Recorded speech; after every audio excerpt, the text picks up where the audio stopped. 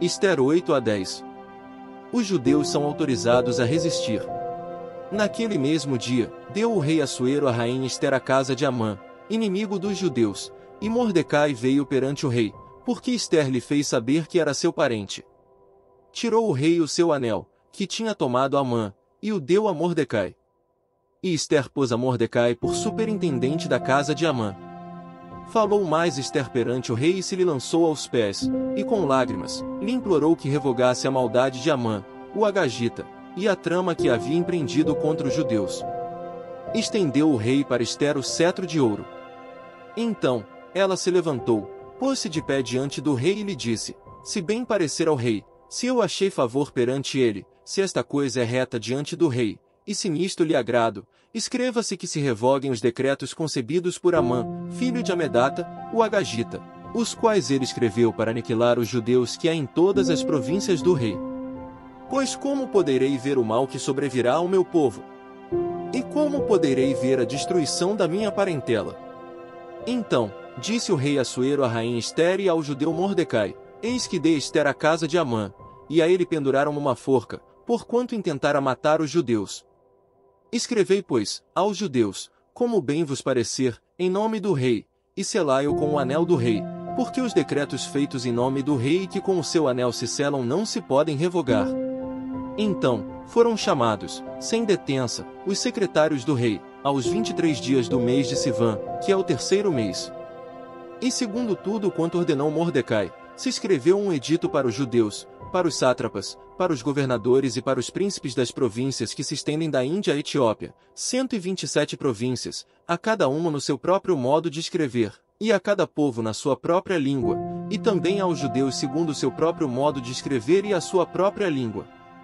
Escreveu-se em nome do rei Assuero, e se selou com o anel do rei. As cartas foram enviadas por intermédio de correios montados em jinetes criados na cudelaria do rei.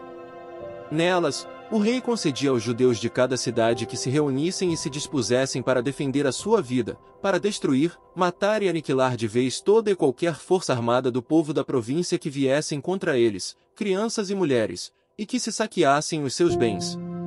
Num mesmo dia, em todas as províncias do rei Assuero, no dia 13 do 12º mês, que é o mês de Adar. A carta, que determinava a proclamação do edito em todas as províncias, foi enviada a todos os povos, para que os judeus se preparassem para aquele dia, para se vingarem dos seus inimigos. Os correios, montados em jinetes que se usavam no serviço do rei, saíram incontinenti, impelidos pela ordem do rei, e o edito foi publicado na cidadela de Suzã.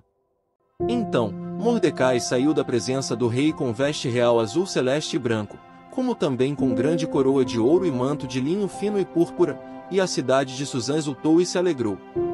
Para os judeus houve felicidade, alegria, regozijo e honra.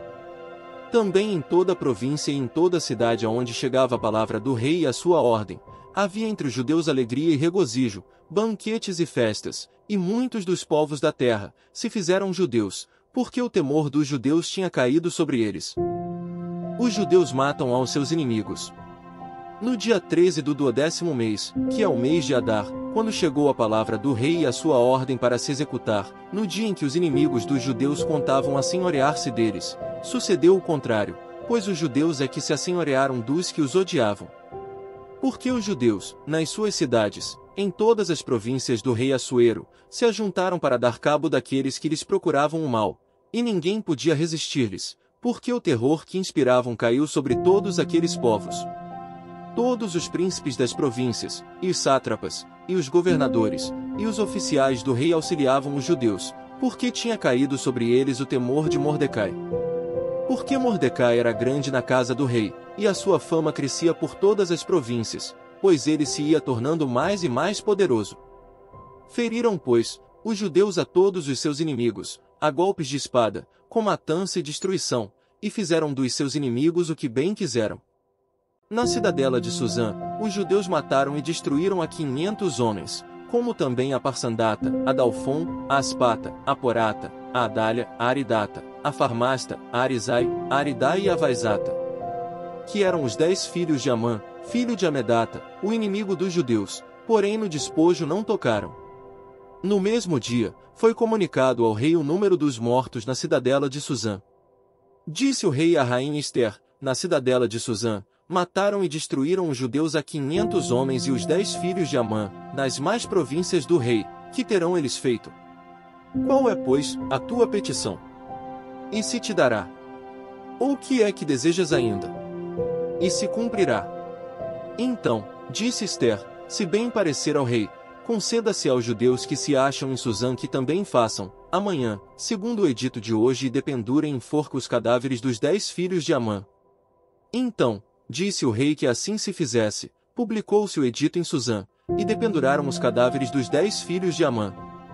Reuniram-se os judeus que se achavam em Suzã também no dia 14 do mês de Adar, e mataram, em Suzã, a 300 homens, porém no despojo não tocaram. A festa de Purim.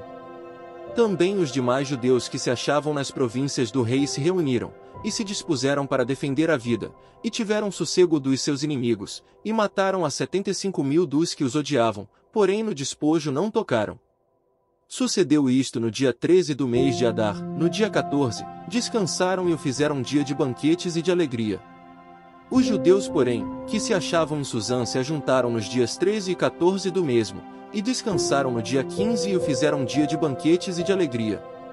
Também os judeus das vilas que habitavam nas aldeias abertas fizeram do dia 14 do mês de Adar dia de alegria e de banquetes e dia de festa e de mandarem porções dos banquetes uns aos outros. Mordecai escreveu estas coisas e enviou cartas a todos os judeus que se achavam em todas as províncias do rei Assuero, aos de perto e aos de longe, ordenando-lhes que comemorassem o dia 14 do mês de Adar e o dia 15 do mesmo, todos os anos, como os dias em que os judeus tiveram sossego dos seus inimigos, e o mês que se lhes mudou de tristeza em alegria, e de luto em dia de festa, para que os fizessem dias de banquetes e de alegria, e de mandarem porções dos banquetes uns aos outros, e dádivas aos pobres. Assim, os judeus aceitaram como costume o que naquele tempo haviam feito pela primeira vez, segundo Mordecai lhes prescrevera. Porque Amã, filho de Amedata, o Agagita, inimigo de todos os judeus, tinha tentado destruir os judeus, e tinha lançado isto é, sortes, para os assolar e destruir. Mas, tendo Ester ido perante o rei, ordenou ele por cartas que o seu mau intento, que assentara contra os judeus, recaísse contra a própria cabeça dele, pelo que enforcaram a ele e a seus filhos.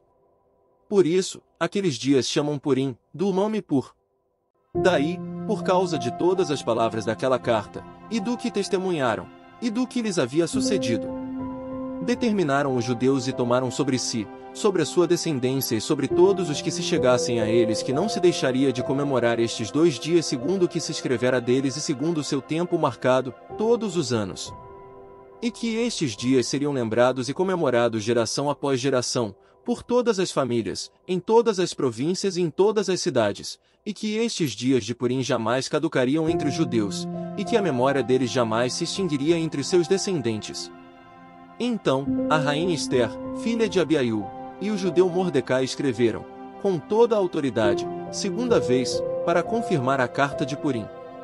Expediram cartas a todos os judeus, às 127 províncias do reino de Assuero, com palavras amigáveis e sinceras, para confirmar estes dias de Purim nos seus tempos determinados, como o judeu Mordecai e a rainha Ester lhes tinham estabelecido, e como eles mesmos já o tinham estabelecido sobre si e sobre a sua descendência, acerca do jejum e do seu lamento. E o mandado de Ester estabeleceu estas particularidades de Purim, e se escreveu no livro. O renome de Mordecai. Depois disto, o rei Assuero impôs tributo sobre a terra e sobre as terras do mar. Quanto aos mais atos do seu poder e do seu valor e ao relatório completo da grandeza de Mordecai, a quem o rei exaltou, porventura, não estão escritos no livro da história dos reis da Média e da Pérsia? Pois o judeu Mordecai foi o segundo depois do rei Assuero, e grande para com os judeus, e estimado pela multidão de seus irmãos, tendo procurado o bem-estar do seu povo e trabalhado pela prosperidade de todo o povo da sua raça. 1 Coríntios 13. O amor é o dom supremo.